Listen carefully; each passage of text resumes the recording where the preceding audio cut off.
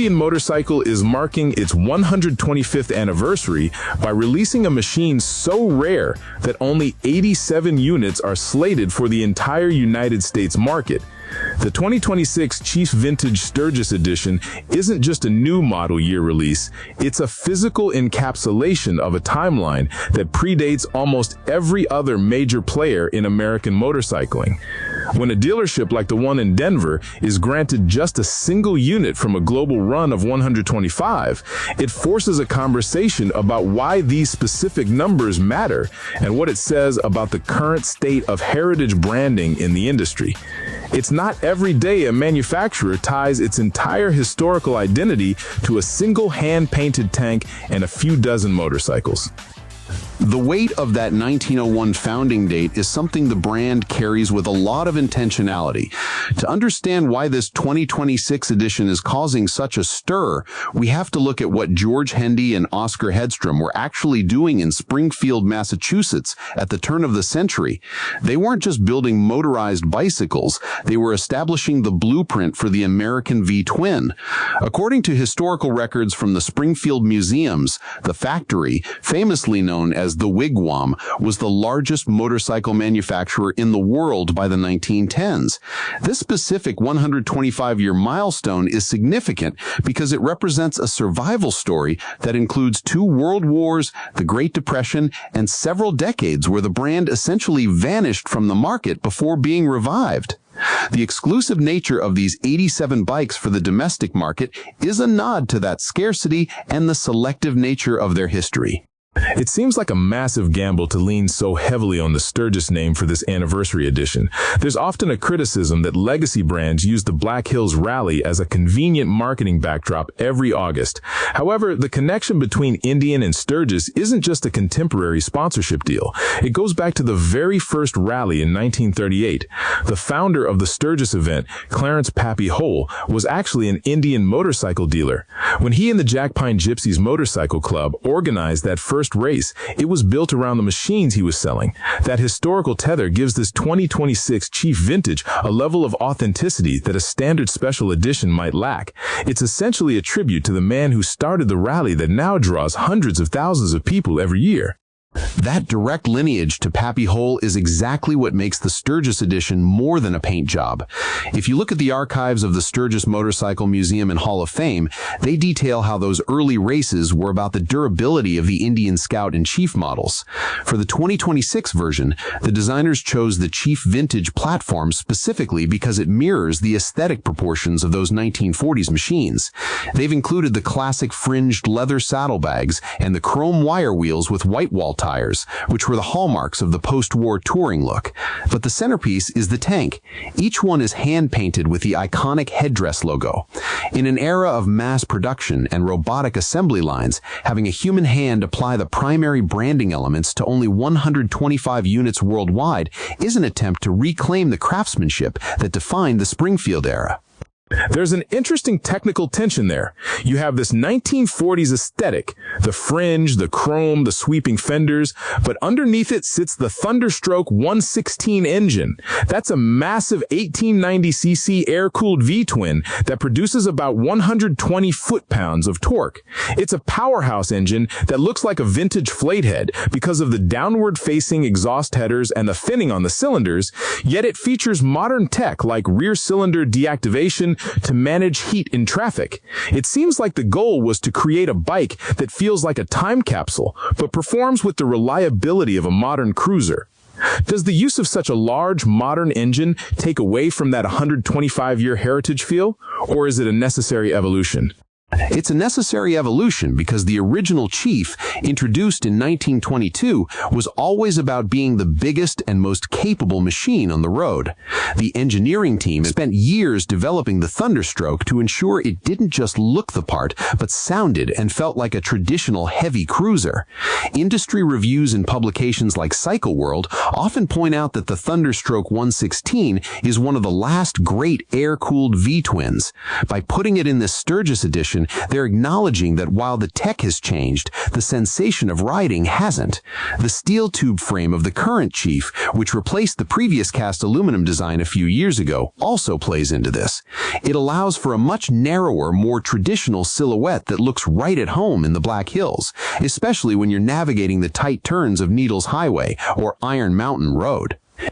Let's talk about the scarcity again. 87 bikes for the entire United States is an incredibly small number. For a dealership in a major hub like Denver to only get one, it creates a situation where the motorcycle isn't just a vehicle anymore. It becomes a collectible asset. There's a risk that these bikes will end up in climate-controlled garages rather than on the road to Sturgis. When a brand limits production this severely, are they celebrating their history, or are they pivoting toward a luxury market that prioritizes exclusivity over the actual riding culture that built the brand? It's a delicate balance. On one hand, the 125-unit global limit is a direct mathematical tribute to the 125th anniversary. On the other hand, the 87 units for the U.S. likely correspond to the upcoming 87th anniversary of the Sturgis Rally in 2027, given the production and delivery timelines. This level of exclusivity does turn the bike into a trophy, but it also ensures that the craftsmanship remains high. You can't hand paint 5,000 tanks with that level of detail without losing quality.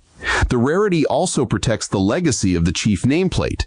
By keeping the numbers low, they prevent the vintage look from becoming a common sight, which maintains the wow factor when one of these actually rolls into a rally. For the person who gets that single bike in Denver, they aren't just buying a motorcycle. They're buying a piece of a very specific, verified history. The cultural impact of the Black Hills homecoming shouldn't be overlooked either. Every summer, the pilgrimage to South Dakota is seen as a rite of passage for American riders. For Indian, calling this the Sturgis edition is a way of claiming ownership of that culture. It's a reminder that before the rally was a corporate behemoth, it was a group of Indian riders racing in the dirt. The 2026 Chief Vintage seems designed to be the ultimate homecoming machine. If you're riding into the rally on the 125th anniversary edition of the bike the founder used to sell, you're essentially closing a loop that started in 1938. That's exactly the sentiment they're aiming for. The design features, like the genuine leather seat that will age and develop a patina over time, encourage that long-term connection. The brand has gone through so many turbulent periods, closing its doors in 1953, the various Gilroy and Kings Mountain revival eras that struggled to find their footing, that reaching this 125-year mark under stable ownership is a major victory. The 2026 Chief Vintage Sturgis Edition is a celebration of that stability. It uses the Ride Command system, which is a 4-inch touchscreen disguised as a traditional analog gauge. It gives the rider turn-by-turn navigation through the Black Hills and Bluetooth connectivity, but it disappears when the bike is off. It's a clever bit of engineering that respects the vintage aesthetic while providing the tools modern riders expect. It's interesting that they chose the Chief instead of the Chieftain or the Roadmaster for this specific tribute. The Chief is the essential bobber or cruiser, depending on how it's trimmed. By choosing the vintage trim, they're leaning into the most romanticized version of the brand's history. There's a certain irony in using such high-tech manufacturing to recreate the flaws and character of mid-century design, like the specific way the fringe hangs or the way the chrome reflects the sun. It seems the goal isn't just to sell a bike, but to sell the feeling of a different era, one where the machine was an extension of the rider's personality rather than just a utility. Personality is the key word. The hand-painted headdress on the tank is the most visible sign of that. According to the design specifications, each artist has a slightly different touch, meaning no two tanks in that run of 125 will be identical. That's a bold move for a modern manufacturer. It acknowledges that the brand's legacy isn't just a static logo, it's something that was built by individuals. The 2026 Chief Vintage also utilizes the light bar and windshield setup that helped define the touring look of the 1940s. It's a bike meant for the open road, not just the showroom. Despite the rarity, the engineering is robust enough for a cross-country trip. The Thunderstroke engine's low-end torque is specifically tuned for that heavy, relaxed cruising style that makes the ride through the South Dakota canyons so memorable. The exclusivity also places a lot of pressure on dealerships and buyers. When you're dealing with a single unit, the first confirmed deposit really does represent a once-in-a-lifetime opportunity. It's not like a standard production run where you can wait for the next shipment. This creates a high-stakes environment for collectors. It also highlights the regional importance of these legacy brands. Having one of these bikes in Denver, a city with its own deep motorcycle culture and proximity to the Rockies, makes sense. It's a place where a rider can actually use the machine for what it was built for, rather than just letting it sit as a static display. And that's the ultimate test of a legacy machine. Does it stir the same emotions as the original? If you look at the 1922 Chief and compare it to this 2026 Sturgis edition, the silhouette is unmistakably similar. The valanced fenders, the fuel tank shape, the low-slung seat, it's a visual language that has survived for over a century. By limiting the production to 125, Indian is making a statement that their history is not for sale to just anyone. It's for the rider who understands the significance of Springfield, the importance of Pappy Hoel, and the specific thunder of an American V-twin. It's a rare moment where a company looks backward to move forward, using its most exclusive release to date to anchor its identity for the next century.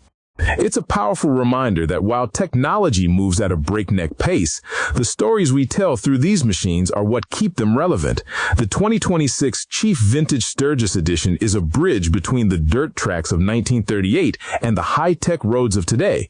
For the 87 owners in the States, it will be more than a motorcycle. It will be a rolling piece of the American spirit. The fact that the Denver location is part of this story just adds another layer to the local riding community's connection to this 125-year journey. It's a rare chance to see history in the making, or rather history being remade for a new generation. It really comes down to the idea of a homecoming. Sturgis is where the brand finds its soul every year, and this bike is the physical manifestation of that homecoming. It respects the past without being trapped by it. By integrating modern performance with handcrafted aesthetics, they've created something that feels timeless. Whether it's the Thunderstroke 116's power or the hand-painted details on the tank, every element serves to reinforce that 125-year legacy. It's a milestone that few companies ever reach, and even fewer celebrate with this much focus and exclusivity. This limited run really sets a new standard for how motorcycle companies can honor their roots without falling into the trap of mere nostalgia. It's a functional, powerful tribute that honors the founders and the riders who kept the spirit alive during the lean years. Seeing one of these on the road will be a rare sight, but it will serve as a permanent reminder of where American motorcycling began and where it's headed.